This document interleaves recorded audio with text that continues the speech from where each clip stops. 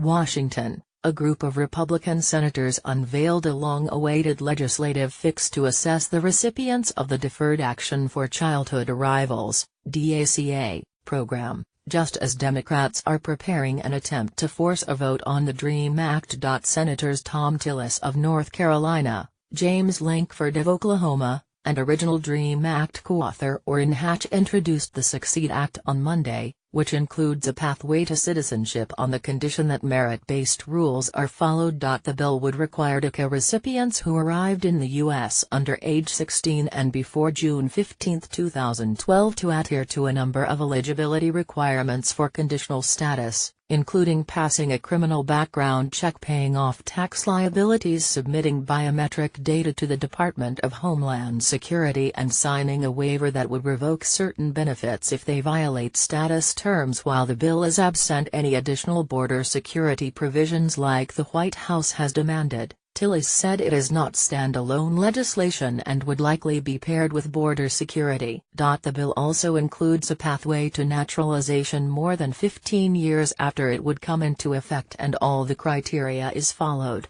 Tillis shrugged off the notion their pathway to citizenship qualified as amnesty. This is a path that admittedly at some point allows someone to go through the naturalization process, Tillis said. But we think that it's a balanced resolution to a vexing problem that hasn't been solved for 30 years and will have to take the hits. We'll take the hits on the far left saying you are not getting them to citizenship soon enough, and you'll take it on the far right for saying you're ever giving them an opportunity to pursue citizenship after they've done all that's required of them to continue to have the protected status that's in this bill. And despite the pathway to citizenship and absence of border security provisions, Lankford said President Trump during private conversations was on board with many of the bill's finer details.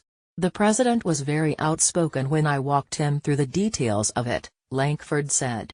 He said that's exactly the kind of solution that I think would work and would be a good option to be able to accomplish. But key Democrats are already dismissing the bill. Senate Minority Whip Dick Durbin said in a statement that the Succeed Act would fall short.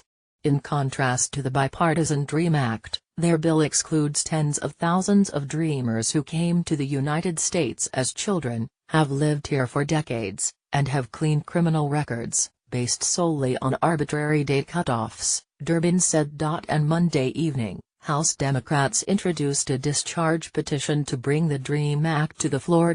A discharge petition, if supported by at least 218 members of the House, forces legislation to be brought to the floor, regardless of whether the Speaker okays it. But Democrats only control 194 seats, meaning they will have to get 24 Republicans to sign on. House Minority Whip Steny Hoyer said that while he has not received commitments from any Republicans that they would sign the discharge petition, he is confident it would pass if brought to the floor. But one of Tillis' major focuses on crafting the bill was ensuring it could someday make it to the president's desk for a signature, noting that the DREAM Act has been stuck in Congress for a decade. The DREAM Act has failed every single time, Tillis said. So why are people drawing hard lines around something that doesn't look like it has the votes to get out of the Senate, and if it did, probably not out of the House?